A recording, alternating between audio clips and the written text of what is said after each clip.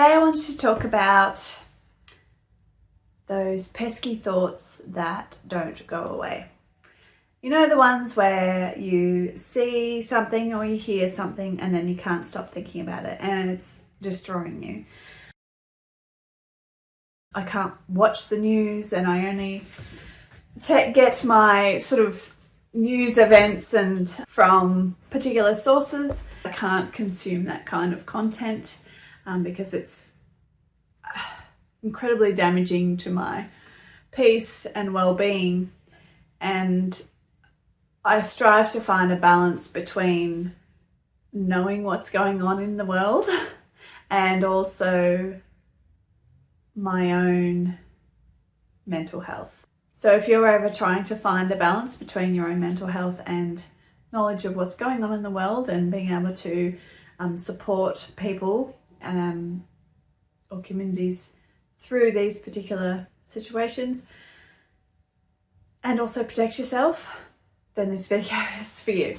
So the story is that one of the ways I get my news is through some newsletters of particular people that I've chosen and deemed to be good sources of the information that I want to know about, and it's safe for me to read. Well, one of these sources turned out to be not very safe, and I started reading the newsletter and it started to get into details about something that happened in the world that I knew was going to trigger me, yet for some reason I couldn't stop myself reading it. And I really hate that. She's obviously a very good writer, but by the end of the article I was having a mini panic attack because it triggered some huge fears in me, and I couldn't function, basically. And I talked about this in the previous video.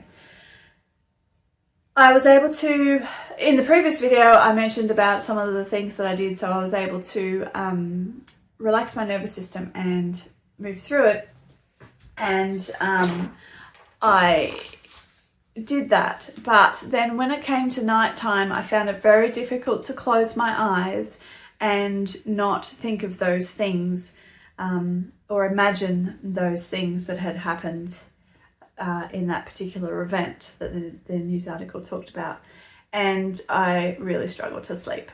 I would sleep, but I was telling my mind, stop thinking about that. I would just try and wipe it away, like, stop thinking about that, stop thinking about that. And then I would try and focus on something nice. And I found it really difficult, and it was a very fitful sleep because every time a sort of consciousness would come up, I would my mind would go to that event, and it was pretty horrible. And then I was too scared to go to sleep because I was worried that then my unconscious mind would go there, and I didn't want that to happen.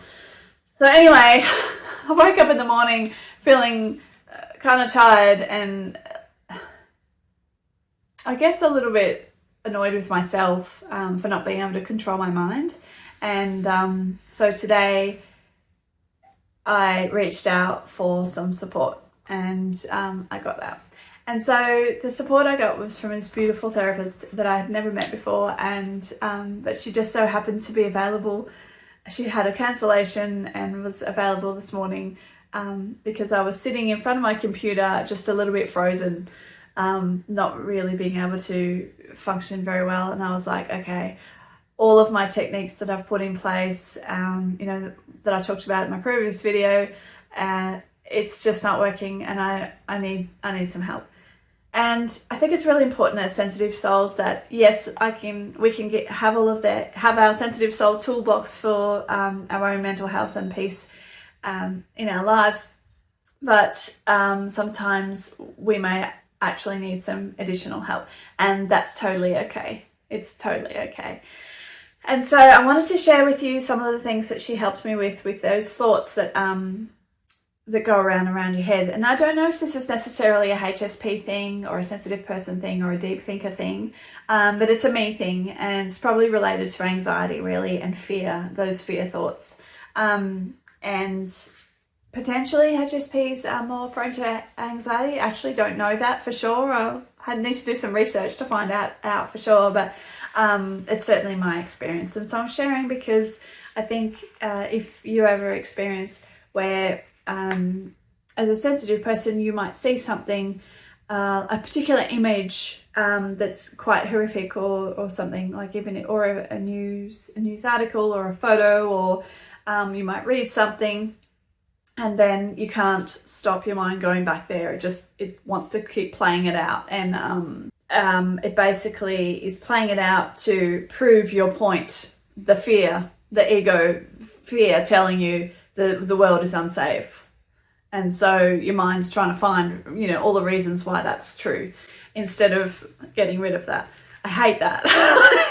And I shouldn't say I hate that, but it's anyway, it's teaching us something. So my therapist told me about acceptance commitment therapy, and I have heard about this before, but I hadn't really experienced or practiced it very much, although I realize now that the way she explained it, that a lot of my meditations are like this. And so it's really observing the thoughts without judgment, and not trying to push them away like I was trying to do, but actually notice them and let them pass, and then imagine the positive things that have come from that thought, that negative thought. And so she was saying that if my mind wanted to focus on the terrible thing that had happened, I can say, yep, terrible things do happen to people, and I'm letting that pass by me, and imagine the good things that come out of that. These people have come out strong.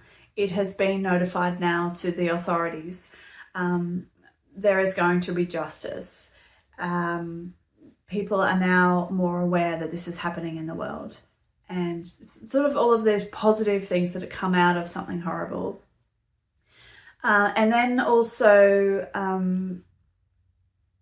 saying to myself that and reiterating all of the things that I have cultivated in my life, that I live in a safe place, that I am careful and I am discerning of the people I bring into my life, that there are some beautiful people in the world helping others, and there are lovely, kind people in the world, and that yes, I heard this, just that acknowledgement around, yes, I heard this thing happen, I really wish I hadn't, but the people that this happened to are strong and they now have help, and there is now some amazing things happening from that experience. And so now there are some positive things that will happen now from that experience, and I can send all of those people love. I can send love. And I did do that a little bit yesterday. I did send love because it's one of the ways that I can help. And I implore that you, as a sensitive person, if you really do struggle with the news, and you also struggle with, well, if I'm not seeing the news, how do I know how to help people? Well, you can help in many different ways without just watching and triggering yourself and hurting your own mental health. We can help because we are beautiful, empathetic souls and compassionate souls, usually.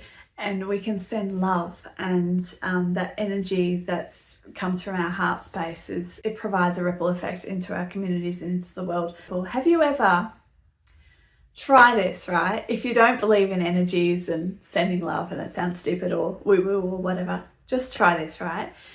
Imagine your friend or someone you do love, and just hold your heart, hold your hands over your beautiful heart space, and take in some beautiful big deep breaths, and think of them and think of the love you have for them, and feel the warmth in your heart and your cavity and under your hands, and feel that warmth of the love, and then send out that warmth to them. Imagine that beautiful warm energy just going through the ether to that person. And then later on, ask them if they felt anything that day, and you might be surprised whether of that kind of effect you have. And if you do, or you don't, notice anything or they didn't notice anything, let me know below. I would love to hear your experiences and your stories from that. So that is my story. I just wanted to share that little bit about acceptance commitment therapy that I learned, this little snippet today, and that it's okay. It's okay to ask for help if your toolbox isn't quite working today. And reach out, comment below, and have a beautiful day. Bye.